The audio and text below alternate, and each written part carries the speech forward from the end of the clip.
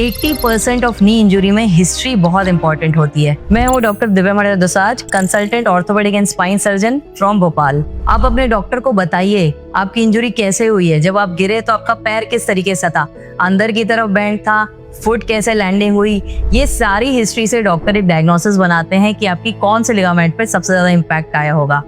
चलिए जानते हैं कुछ common science and symptoms ACL के इंजुरी या किसी भी नी लिगामेंट के इंजुरी के बाद क्या होता है। जब आपको चोट लगती है तो सबसे पहला साइन आपके स्वेलिंग आती है पैरों में, घुटनों में स्वेलिंग आएगी, कई बार वो स्वेलिंग लेग में भी जा सकती है नीचे की तरफ। इसके साथ जब कई बार हाई इंटेंसिव इंजुरी में आपको पॉप की आवाज आएगी।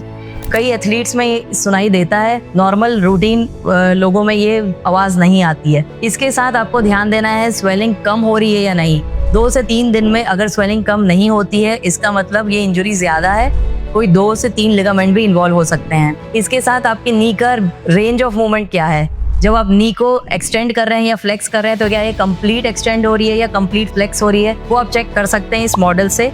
कंप्लीट एक्सटेंड होने में आपका नी पूरा एक लाइन में आना चाहिए। कंप्लीट फ्लेक्शन में आपका नी और थाई और काफ मसल टच होने चाहिए पीछे की तरफ। ये फ्लेक्शन और एक्सटेंशन टेस्ट से आप घर में जान सकते हैं कि आपके नी में इंटरनल कोई स्वेलिंग तो नहीं है, हीमार्थ्रोसिस तो नहीं बना है, ब्लड तो नहीं जमा है। इसके बाद जब आप डॉक्टर के पास जाते हैं तो वो कुछ टेस्ट करते हैं। सबसे इम्पोर्टेंट टेस्ट है हमारा लैक्सिटी टेस्ट, कि आपका नी कितना लेक्स है। आपके घुटने को मोड़ के एंटीरियर की तरफ, इसको आगे की तरफ पुल करके देखते हैं कि लिगामेंट इंटैक्ट है या नहीं।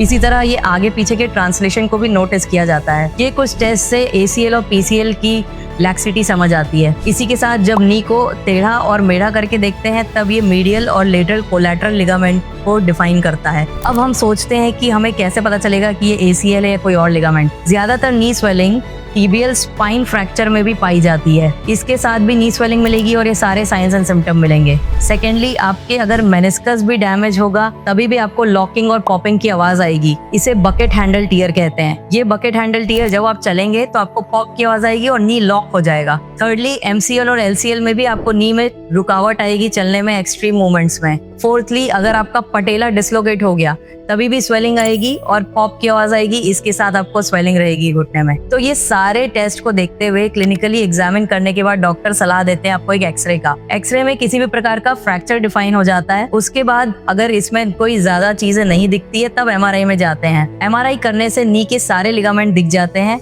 कोई किसी प्रकार की फ्रैक्चर होगी वो भी दिख जाती है, अंदर कोई टीयर होगा वो सब दिख जाता है। ये रहा हमारा सेकंड फेज जिसमें हम नी को इंजरी को डायग्नोस किए